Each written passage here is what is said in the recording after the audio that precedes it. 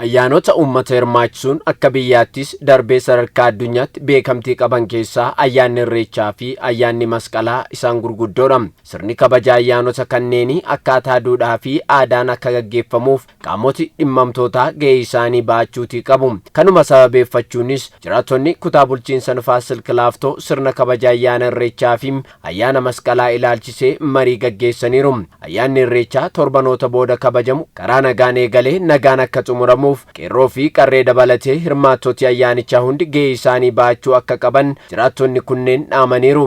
Dursinee bara bacaqii gannaa nu baasee booqaa birratti baga rabbi nu baasee jecha ayyaanni kamiyyuu ayyaana saaf sablammoonni tokkummaadhaan aadaadhaan kabajan waan ta'eef dargaggoonni dhimma kana keessa dhimma siyaasaa dhimma paartiilee adda addaa dhimma amantaa keessa galchuu dhiisanii tokkummaadhaan akkuma kaleessaa akkuma safuu kaleessaatitti akka kabajatan irreechallee akka kallattiisaniin kabajan ayyaana Masqalaa kanallee Oromoon kaleessa safuu qaba.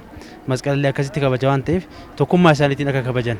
Qeerroon ammoo akka biyya eegu gaafa biyyi jiraatti namni hundinuu waliin dhaabbatee waliin kabajatee ayyaanillee itti gammaduu danda'a waan ta'eef biyya isaa akka eegu nageenya isaa akka eegu fayyaa isaa akka eegu gorsa abbaa amantii akka fudhatu abbaa gadaa akka fudhatu mootummaa isaa akka dhaga'u wal gurmeessee akka deemu warroonni namoonni tokko tokko nagaa jeequudhaaf deeman yoo jiraate qeerroon ofii isaatii nagaa akka eegu jechuun barbaada. Tokkoffaadhaan akka nagaadhaan baanee nagaan galu uummanni hundu kan Finfinnee keessa halaa dhufus kan Finfinnee keessa jirus karaa nagaadhaan bahee akka nagaan galu eegumsa guddaas taasisaa jirra. Seeratiin immoo sirriitiin akka kabajamu maaliifin keessumattuu waan Finfinnee kana keessatti waggaa 3tti nu deebi'e waggaa 150 irratti waggaa 150 keessatti badee kan nu deebi'e qananiisuu qabna. Akka namni tokko chiginyii tokko dhaabee qunuunsisuu qabna. Akka yaadatti ilaaluu qabna. Seeraan sirriitti qananiisuu qabna. Akka immoo uummannis nagaan bahee uummata nagaan galu kaayyoo baay'ee nuti amma walitti ijaaraa jirra waxaatu qeerroosi. Uummanni Oromoo aadaa fi duudhaa miidhagaa kan waaqaa fi dhala namaa gidduu galeessa taasifate kan qabu waan ta'eef kunis akkaataa jiruun akka itti fufuuf gaheen abbootii gadaa fi abbootii amantaas murteessaa ta'uu hirmaattoti marichaa dubbataniiru. Uummanni keenya aadaa gaarii qaba, duudhaa gaarii qaba, safuu gaarii qaba, amantaa isaa eenyummaa isaa kabajaanii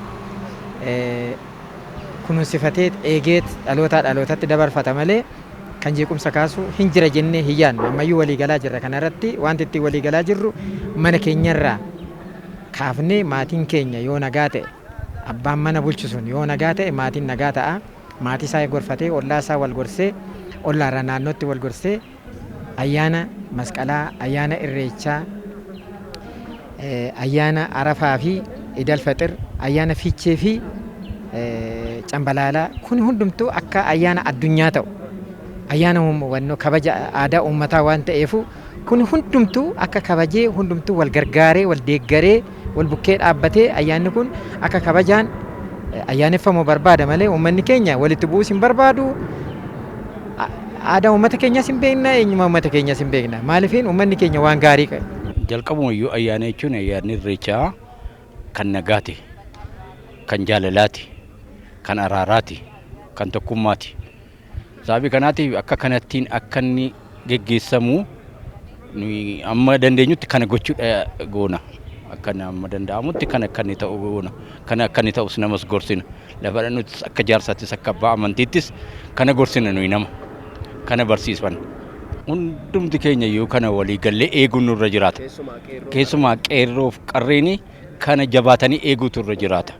Waan booressu kana waan nagaa booressu kana kun nagaadha kun jaalala jennee irra sababii kanaatiif kana wanti booressuu barbaadu kana jabaatanii eeguun nurra jiraata. Itti gaafatamaa waajjira paartii baraarinaa kutaa bulchiinsa Nufaas Silk Laaftoo obbo Zamanuu Dassaalany gama isaaniin ayyaanni akka biyyaatti kabajamu kamuun madda gammachuu hawaasa keenyaa ta'uu qaba malee madda sodaa uummata keenyaa ta'uutii hin qabu jedhan.